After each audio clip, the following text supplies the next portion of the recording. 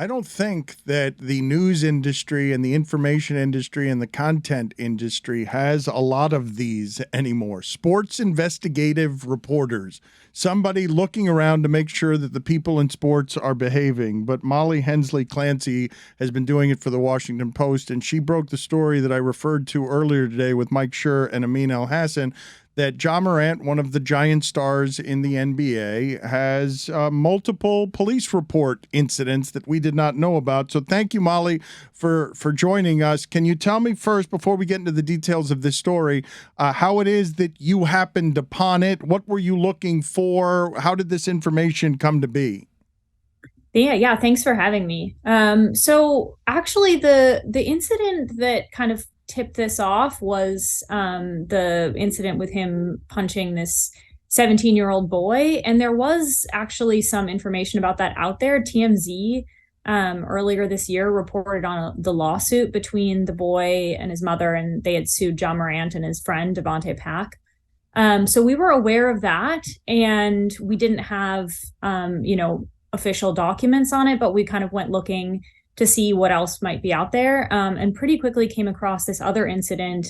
And I think the thing that jumped out to me, this was him, threatening the small security director.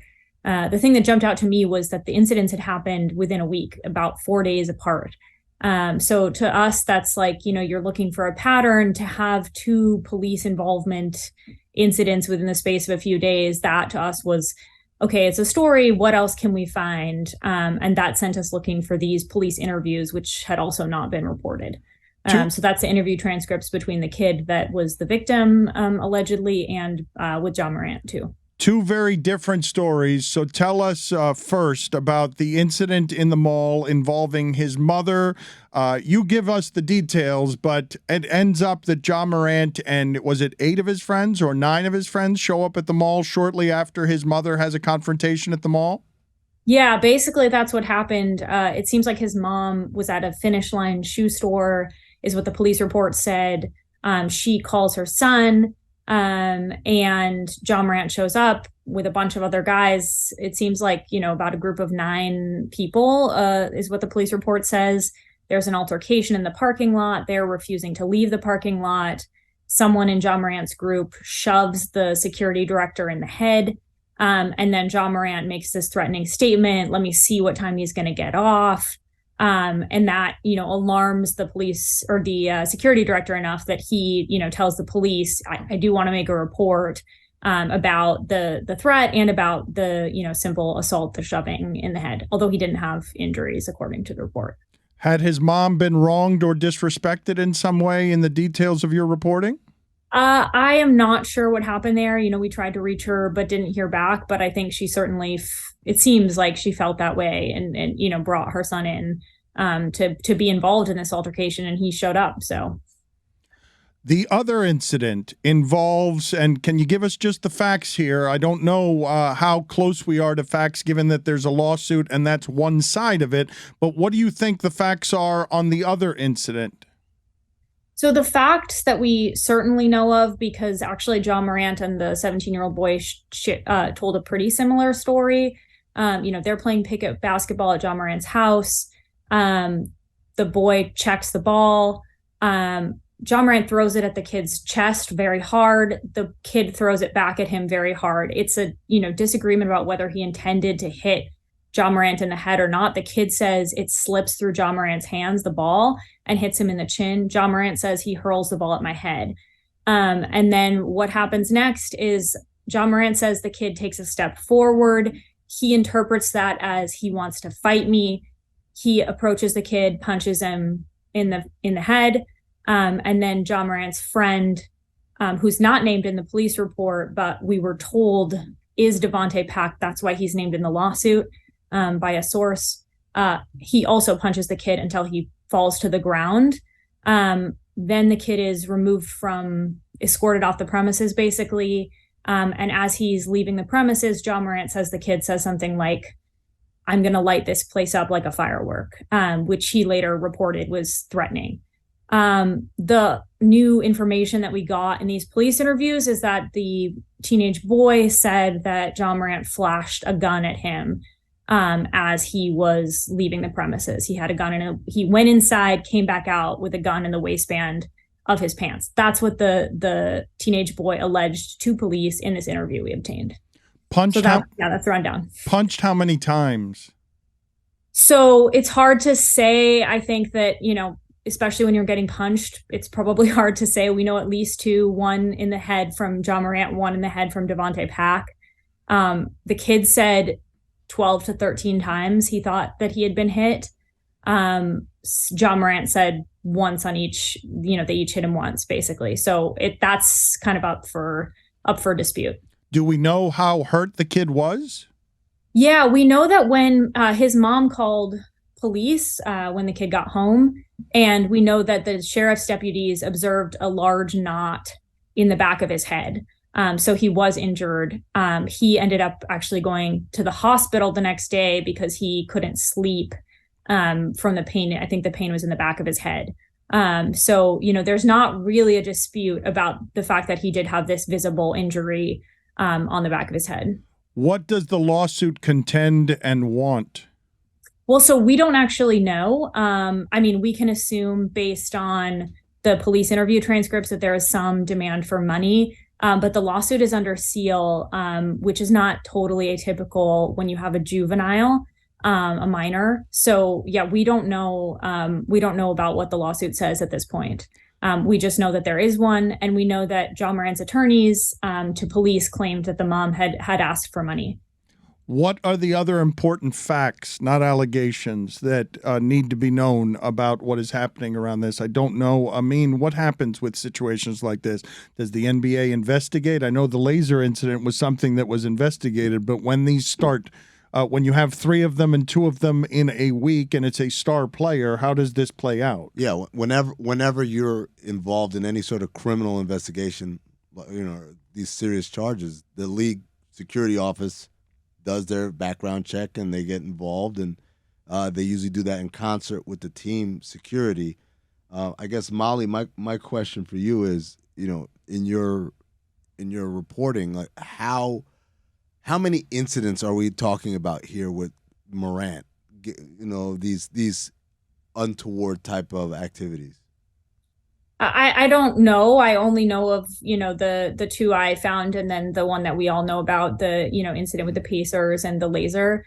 As far as what has gone on in terms of investigation, we did ask the NBA, whether they had investigated either of these incidents, whether they'd been aware of them. We did not get a comment on that, or when they'd been aware of them, because it's a question of, did they find out when the lawsuit was filed?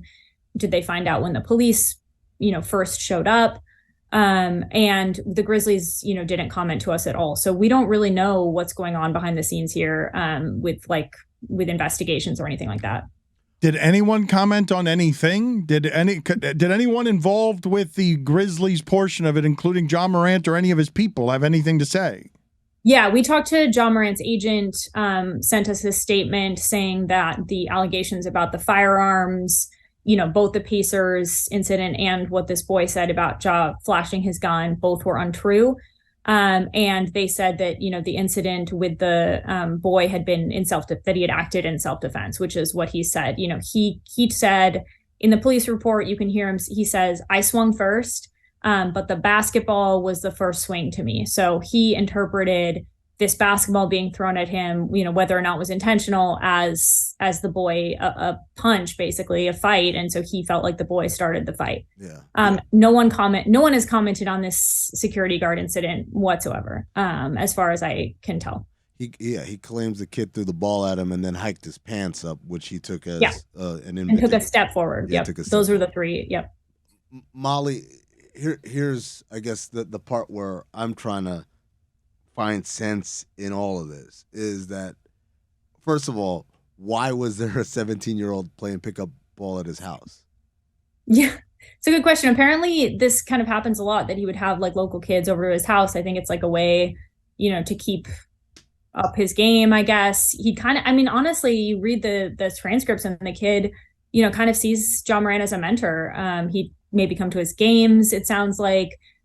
He admired him. He's talking about, it was amazing to see this, superstar, this all-star playing. He's kind of gushing about him, even as he's talking about, being punched in the head by him. And we know Mike Miller was there, according to the police reports. I reached out to him for comment and didn't hear back, but he apparently saw this all go down. So it's like an interesting, in addition to Ja's family, there was like a whole collection of people there and was kind of common to be playing pickup together. That's a wide age range. What is Mike Miller now? 40 years old? 42. He's playing against I don't know if he was playing or watching. It's not totally clear. Molly, thank you for being on with us, and thank you for the reporting. I don't know if I didn't get the answer to the question whether there were more facts here. Just facts, not allegations that were important to know on this story, because I don't imagine. I mean, now that there have been 3 of them, this doesn't go away quietly, correct? No. It's not. And once you've got flashing guns and allegations of flashing guns, at the very least, the league is going to be asking Ja Morant questions. Right. At some point, it's just it hits a level of there's just too much smoke, right? Like where there's smoke, there's fire. And one, maybe 2 of these things, you're like, okay. But if we're getting repeatedly stories of him either flashing hardware or being in the company of people who flash the hardware, it becomes hard to ignore and very hard to bury, especially because he is such an exciting player who is kind of one of the bright spots in terms of faces of the league that people look forward to. I know, we got in our show sheet here that his signature shoe drops next month. Powerade debuted him as the face of their franchise. Like, this is beyond, he's a really good player. Now you're entering the space of you are an ambassador of the game, a caretaker of the game. You're there with LeBron and Chris Paul and Kevin Durant as guys that the league and the league's marketing partners look at as someone who can sell our game. And at that point, you got to realize, like, even if you, quote unquote, are innocent, you need to separate yourself from the things that are happening here. That's the nature of the beast. I know everyone wants to, stay friends with all their friends and all that, and keep it with everybody that was here for the come up and all that. But at some point, man, you're messing up the money. And I'm not talking about your money. You're messing up the money of the league, and they don't play with that. Yeah. Molly, any facts we missed?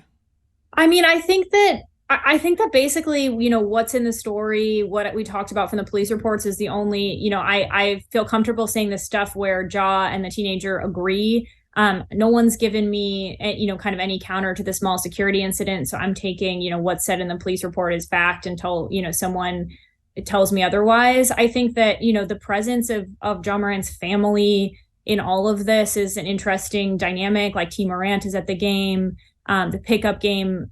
I know you mentioned the Powerade thing, T. Morant is like narrating his new Powerade commercial. So his family is like very much part of his brand. And they're also like very present in these incidents, which does seem, worth noting and isn't in dispute, but is, they're there in all of this. So that feels worth noting. But otherwise, I think we're going to have to wait and see, what the NBA, it's not like they're going to tell us what they find, but if anything comes out of any investigations or anything like that.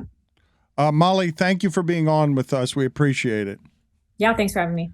I mean, one of the things that I wanted to talk to you about as it relates to this particular story is many years ago, Allen Iverson had around him a crew of people that the NBA would very comfortably dismiss as posse. Whatever it is that the racial undertones are on someone's crew or the people that someone hangs with. And as Ja Morant becomes a superstar and heads into the playoffs, the brand is what when you say he is now going to be a league ambassador and spokesman? Because clearly what he'd like to be part of his brand, I think, is, I might flash a gun, but I don't think that that's authentically who we've been fed so far as Ja Morant. And I don't know if he's posturing or this is bad for a brand as a shoe drops that Memphis wants to be hated. And Memphis doesn't seem to mind so much talking a lot. Yes. And so what's the brand? So I would say this. So I was at Ja Morant's first NBA regular season game. It was here in Miami. And I remember sitting up in the media row, and I'm watching, and I'm seeing, and I squint, and I'm like, is he talking? He was talking the whole time. Talking trash to Goran Dragic or whoever it was. I saw a clip the other day. I don't even know who the 3 stars were sitting next to him, Luka and two other guys, and they were asked, who's the best trash talker among you? And all 3 of them pointed straight at Ja Morant. And I think there's nothing, first of all, there's nothing wrong with that. Quite the opposite. We have a rich history of lauding and kind of celebrating the great trash talkers. Gary Payton, Larry Bird. Everyone who played in the 80s has a Larry Bird trash talk story about, something he said or whatever. So that's not a problem. And I think Memphis, overall, the team follows his lead. Dylan Brooks is a talker, and, Desmond Bain is they're all kind of, Jaren Jackson even kind of gets into it. So I don't think they want to be hated. I think they like to beat you and let you know how they're beating you. And again, that's not out of the ordinary in our league or whatever. The problem becomes when the game ends and it's going on into other things. And the reality is this. It's not I hate the term posse, but it's not a posse until they start to get you in trouble, right? That was what made Phil Jackson calling LeBron's group around him a posse, because there's a negative connotation that a posse is the guys that get into bad shit or whatever, and the guys who are just hanging around leeching. Well, but the guys who hit a security guard in the head in a mall fight if your mom's been disrespected, or the guys who handle the muscle if Ja Morant wants you off the basketball court as a 17-year-old. Right, but the point is, it's the stuff that's it's not again, it's only a posse when they get you in trouble, right? That's the one. That's again going back to Phil Jackson. That's what made what he said about LeBron so patently ridiculous. Because you look at what Maverick Carter's achieved and Rich Paul achieved and Randy and all those other guys there. They are in and of themselves autonomous businesses, really, right? And they've done nothing but further. And they're just black guys who run his business. Exactly. And run it well. Not just run it, but run it exceptionally well. And to the point where they are their own businesses in and of themselves. That's not what's happening here, right? What's happening here, again, I get it, it's your friends or your people. It's there has to be, your mom got disrespected. There has to be someone who knows how to handle this in a certain way that's not going to reflect poorly. Because here's the reality. Can you name anybody in Ja Morant's circle of trust other than his father? The way that you do that is you just send your friends to pick up your mother. Also, just give your mom shoes. She doesn't need to go to a finish line. What? What do we have all these endorsements for? But also, if his mom wants to have a gander around the mall, he doesn't have a gander around the mall. It's a fun daytime activity. You bring the mall to mom. That's what you do when you're Ja Morant. And by the way, there's a part of this, and I want to be empathetic to Ja, right? There's a part of this where it's you don't know how famous you are sometimes. So I remember when we were watching the Britney Hulu thing, remember? The Britney Spears. Yeah, the 2020 thing? Yeah. No, the Framing New York Times. Britney or whatever. Yes. And in it, they tell the story about how she went to Starbucks to the drive-thru and it became an incident. And I remember watching this, I'm like, how the hell could you think you could go to Starbucks? You're one of the biggest pop stars in the world. But the reality was Britney was I'm just a girl from Alabama and I want some coffee, right? In her mind, she could not conceive that she had reached to a place where normal activities like going to Starbucks are out of the question for her. I feel like some of this stuff, and I'm not condoning what's happening, what's alleged to have happened, excuse me. But I feel like part of it is also the realization of someone that wasn't famous. But welcome to fame. Welcome to fame. The Morants are now famous. You're fighting Shannon Sharp during games as a family, as a team. All of that seems very microscopic. Of course, Shannon Sharp's in this thing. Of course, he knows who we are. We know when it's I can't go to the mall. That's a different. Remember Stephen A. Smith talking about he can't go to the movies? No, he's lived for years in a Memphis where he can't go to the mall. Someone needs to sit this young man down and tell him what he risks losing. If he keeps going down this road, it's a bad road to go down. There was a fork in the road not too long ago for Ja Morant, and I'm pretty sure he turned the wrong way. We need to walk it back. We need to go down the right road. Thanks, Dad. But But you know what I'm saying, Dan? Like, no, someone needs to tell him. This is bad stuff. It sounds ridiculous, right? It sounds ridiculous. He needs a mentor. How do you know? Someone to help him. How do you know that you're not a regular person anymore? Even as sometimes you need that explained to you. Even as Michael B. Jordan daps you up on the sideline. And okay, now he stops doing it. What would Stephen A. Smith do at a movie theater, though? Rent it out. No, like if he was here with us in the room, what would it sound like him being at a movie theater? What do you mean? What would it sound like? I know you want the impersonation, but it sound like this. One for Ant-Man Quantumania, please.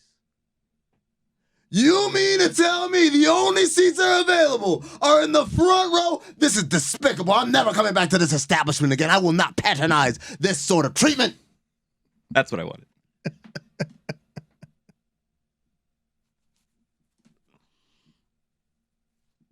All right, there's about 21 minutes total. Assigned seating.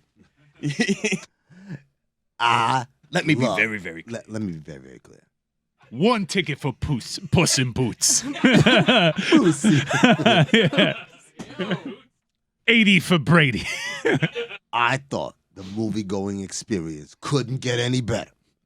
But then they had a menu sitting on my seat, and I had a waiter. What are they called? A server. I had a server come and bring me the most delectable of cocktails. One for My Name is Otto. Seat recliners. You mean to tell me that puss is in boots? I was flabbergasted. I was appalled to see a cat for a second time wearing boots. And it's not actually about. I made him Al Pacino. I mean, I don't know. I'm gambling again. Yeah. You mean to tell me? You mean to tell me a puss is in boots? Is in boots. Again. Why? For a second time. The puss is in boots. That's not Stephen A. Smith. No, I don't know it who it is. And the puss has got a great ass. You know why? Because a dog would never fit in boots. Why was Schwarzenegger here? And the 9 lives represent midlife. And now all of a sudden, the cat's got anxiety. He's lost his self-confidence. Now I haven't seen the film. I'm not familiar with the plot to it's a the good sequel. movie. What do you know about movies, woman?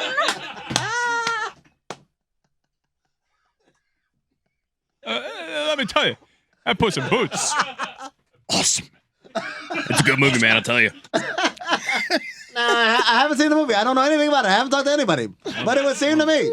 When that puss puts on boots, man. Hell yeah. I'd like to see Mrs. Met in some boots. The puss is in boots. Cute little kid is in boots. It gets all scared. Look, the boots were on the puss. I don't know what to say. It's not Blake's fault, though. It's not Blake's fault that the puss was wearing boots. Robert and Kirk. Puss in boots. All right, I have some beef with someone in our world. Now, it's just kind of something, it's a bigger problem that I have with society, but I saw an example of it yesterday. I won't name names. Taylor, our new video producer. Who makes us all look bad by doing Who Dead Is, which he reveals that we know nothing really, about sports. Really bold to start a new job and just immediately make all of us look stupid on your first week. Not all of us. Well, everyone except me and I'm 4 for Mike 6. and Chris. That's about my batting average as well on that. But anyways, it was his birthday yesterday. Happy birthday, Taylor. And I texted him, happy birthday, bud. And I didn't get a text back. And that's fine. You know, could be busy, night out with the family. But then around 9 Chris, p.m. you're also not one to talk about getting text back. That's true.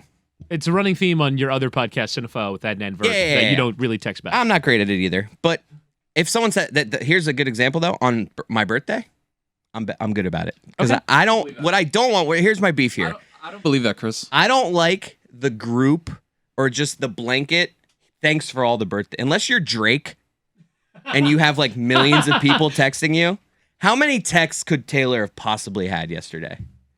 80? He's young, right? Yeah. I feel like the younger you are, the more happy birthdays He's older you get. than you are. You know that, right? No. Yeah. Oh, he's old then. At about 9 p.m. At about 9 p.m. What are you, 30, right? I saw. At about 9 p.m. Very young. I saw on his social at about 9 p.m. Thanks everyone for all the birthday wishes, and I was like, that's not a thank you to me. I'm not accepting that. You know what's even worse? At about 9 a.m. this morning, maybe 8 a.m., we were having our pre-show meeting. I look to my left. I see Taylor copy and pasting, thanks, bro, with a heart emoji to like 7 straight people. Wow. And then all of a sudden, I get a text message that says, thanks, bro, with a heart emoji. While he was sitting next It to is you? the least sentimental Power heart move. emoji I've ever gotten. Was it a red heart? It was just, appreciate you, bro, paste. Appreciate you, bro. Like, it was just, I was so furious. What do you do? Hold on a second, because what do you? You do an individualized text every single time somebody texts you about if it? I get a happy birthday text, I say thanks. Thanks, man. I personalize it. Thanks, dude. Thanks. Good to see you. Haven't heard. Let's get together for dinner soon. I personalize it to the person that wished me happy birthday. Same. I always put like a OMG or like and I miss you or like let's do something. Now, like, granted, I always add a little note. You probably have 3 or 4 that you're going to with a bunch of people that day. I'm not saying that they all need to be a paragraph, but just give me a little note. something. Just give me a yeah, little but nobody something. knows that you're getting something different than the other guy who texts. I hope everybody knows. If you got a text from Taylor today that says thanks, bro, with a heart emoji, he pasted that shit. Okay? Yeah. Not Mike's Mike- pasties, but yeah. Oh, why would you doing that into this? I thought that's what Mike. I thought Mike. You just looked at me and said, "I thought you thought we're making a pasty joke." No, I said that he. that he got you it. He got the the same thing. Yeah. Are you wearing Made them today? like a gesture and it looked. I Am I thought, wearing them today? Yeah, are you? Do you wear them every day? Ridiculous question. when I said No, it depends paste on it, you like looked up. I thought you were doing a bit Depends on on your. the fit. I'm sorry. I did not mean to bring it there. I'm Are sorry. you wearing Can them? we revisit something from earlier in the show? You guys No, all I- talked about cauliflower while I was outside of the studio, and I am. felt a little offended because I'm like cauliflower's #1 cheerleader fan. Like I will wave pom poms in the air for big cauliflower. I love cauliflower so much, and you said that it was like a new thing for people with vegan diets. They replace things with cauliflower, but no, cauliflower is the new thing for people who are avoiding carbs and like grains. It's like they make rice out of it. They make bread out of Cauliflower rice sucks. it. No, it doesn't. That shit is bland. You gotta put. Okay, you put some salt on gotta it. put, It like- doesn't do no, anything put, to like, it. buffalo like hot sauce on it. It's delicious. Ugh. Make It's like the cauliflower consistency poppers. of I love cauliflower cauliflower. rice is just like water. But you're a health. Like it seems. I know, right up and your I alley. eat it, and it sucks. Brown No, brown rice before, sucks. Before Tony just said that, I was going to say, in our defense, I don't think we were necessarily saying anything bad about No, cauliflower. not at all. I just, just wanted to be part of it. We're all surprised, given cauliflower's standing when I was young. I remember, what would you say is like the top 3 in the pecking order of things you force children to eat because Brussels they're good? sprouts. I love sprouts. Broccoli. I love Brussels I sprouts. would have put cauliflower up there as I think well. I think peas. broccoli and cauliflower I for would me are the say- top 2. Approval rating amongst children, cauliflower's got to be bottom 5. And yet, Peas is. I think Peas suck. I think kids like peas though. Peas are the worst. feel like peas You are have to something Force kids- people to eat peas, dude. Peas are the worst. But so anyway, so I think like it is among the worst foods that children would enjoy, and yet it has this remarkable turnaround. And all of a sudden, you see it everywhere. So we're just stunned. It's a remarkable narrative. There's got to be someone in a marketing Yes. meeting in cauliflower who's going. In 2007, I was telling you guys, you guys wouldn't listen. You know what? There's a Cauliflower guy. was gonna emerge. There's a guy who's in charge of like romesco or like radicchio or like some other kind of fringe vegetable right now. Who's like, how do we do this? How do we triple our sales We got in the next next. year? We need to become the next cauliflower. Well, what you need to do is you need to replace food items that people like with blank food item. So if someone, comes up with turnip steaks, then turnip is going to be the next big thing. Like cauliflower pizza is the same thing as saying broccoli ice cream. We're just used to it. You know what I mean? Like if I said broccoli ice cream, I know it sounds ridiculous to you guys. If 15 years ago, if I said cauliflower pizza to you guys would have looked at me the same Yeah, way. like, what do you want about it? Broccoli's Yeah. It's a a starch that vegetable could- and it ice could- cream's a dessert. Substitute. I know now. Look at you guys with the hindsight. You guys are just like, oh, I know. I saw this cauliflower pizza thing But coming. they have like avocado ice cream. No, it's Do you been like around a that? long time ago. God, no. I'm telling you, I would eat it. Broccoli ice cream is what we're talking about right now. Why would we do that? Why you know would we- what? Cauliflower Let's make it is happen. I'm white making a broccoli. point. Why would we because- do cauliflower pizza? Because it's a starch replacement. Exactly. But you've just known that your whole life? That it's a starch, yeah. Kinda. Did you ever think Kinda like when corn. It's starchy. Did you ever think in 2004 when you saw people kneading dough that at one point people would knead cauliflower and that need whatever I don't know if they do that to the cauliflower. whatever Because I don't just know if the use it as- consistency is 'cause good how- enough. Oh, wait, to they do all that. knew. Me Yeah, and you no, were alone yeah, on this. yeah, They all we're knew it was such coming. idiots, Chris. I mean, these people here. We're such morons. How could we not see the cauliflower coming as a form of Mike and I as are a, now as a dough arguing replacement? about what a starch is. Starches are like potatoes, right? Like I thought Corn, starch was like starch. corn. vegetables. Corn is a starch. Bread. Yeah, so see? Wait, like if a dough... Corn like and bread are not I in the don't same think family. they're starch. I'm googling this. I've been Corn to, might be. I've been to a lot of establishments. This is one of the worst ones I've seen. You talking about cauliflower again? For the third time in this show? Unacceptable. Third time. Where was I the second time? I brought in my team of experts. Dan Le Batard. He's been a radio host for over 2 decades and a successful podcast as well. I've also brought Invisible Man here because Taffer always brings 2 people with him and I don't have a second person. And what we're going to do is we're going to clean up this segment. Why are you doing bar rescue right now? I'm doing pod rescue right now. What are you doing? Wow, though? I was not picking up on that, but now I get what you're Did doing. you not see, by He- the way, my eyes look crazy and I'm looking at you not straight, but kind of trying to avoid a mystical, invisible thing in the between us as you're not paying attention to me. This is the problem with this bar, Dan. This pod, I mean. You did that empty chair like you were Clint Eastwood. I was like, what's going on here? Chris Cote right now is red-faced with embarrassment at you thundering in and doing a John Taffer impersonation. You shouldn't have to say at the end, I'm doing Taffer. I do want... Shut it down! We got you guys these new touch point consoles courtesy of Bridge America. These floors by CNC Flooring. It's the best POS system. The way that John Taffer, Amin's got it right. John Taffer, when talking to somebody, always talks. Put this on the poll, Juju, at LeBatard Show. Does John Taffer always talk to the person across from him as if there was a large plant between them? A large plant where he's twisting back and forth to see around or over a large plant. He does like to talk to them as if they are a large plant, and he has to explain like what a restaurant is to them because That they're so too. stupid. But while bending down sideways with the part of his body that makes him twist over to the left while staring at their face and yelling at them so from mean. around the plant. I do think, though, Chris Cote, that the funniest part about everything happening... What's in this?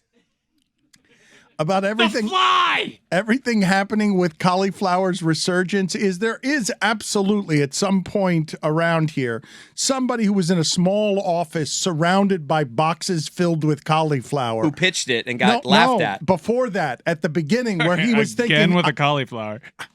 No more. Unacceptable. Shut it down! You guys are failing the stress test. Can we talk about Drive to Survive instead? Yes, you had a top 5. You had top 5 reasons or top 5 things that have been morally averted on Drive to Survive. Well, Now Jessica seems to have a good idea, a good head on her shoulders. I suggest that they should give her more of a platform in the things that she does. Also, your name is not Jessica anymore. thanks, You're Janet. John. And John.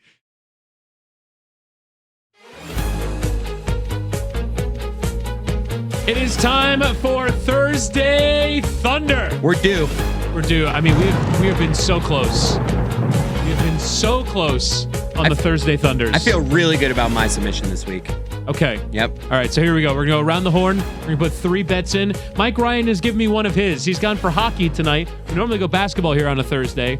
But hockey tonight, the Ottawa Senators are away at the New York Rangers. We've gone for over 5.5. I am going to go with the Dallas Mavericks at home against the Sixers on a back-to-back. I think the Mavericks finally figured out. I know they've been struggling since Kyrie got there. I think they're 1-4, something like that. But I got them finding form Basketball guy. tonight with Kyrie and Luka. I hope they're both playing. I didn't look it up. They're minus 175 to win at home against Philadelphia. So they're favored. They're Money line. 4-point favorites. We're taking the money line. I mean, what do you think about that? About that pick? Yeah. Yeah, why not? Embiid sat out Wednesday night. So he might play tonight. He might play tonight. I think he sat on purpose, so I don't know, but +4? Just say you like it. I like it. No, it's -4. Oh, -4 then. I like it. But we're taking him the money line. Okay. And Amin, you've got one. I've got the Toronto Raptors. -2 on the road at Washington. Toronto's won 8 of their last 10 games, boys. They've been on fire. They're making their playoff push. I saw think the Milwaukee. Raptors- Milwaukee's won 16 in a row. They have. There's some teams making some playoff pushes. Toronto, by the way, -130 away at Washington. Would you have an extra one just to throw in for a later little weekend bet? I got John Jones trying to be the GOAT. UFC 285 out of Vegas. John Jones -165 at our friends at DraftKings. I think he beats Cyril Gahn.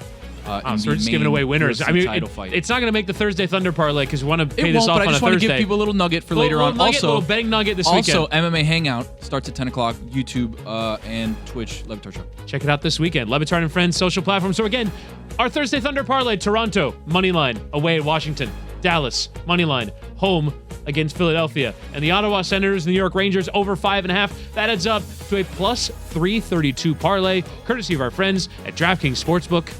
Good luck.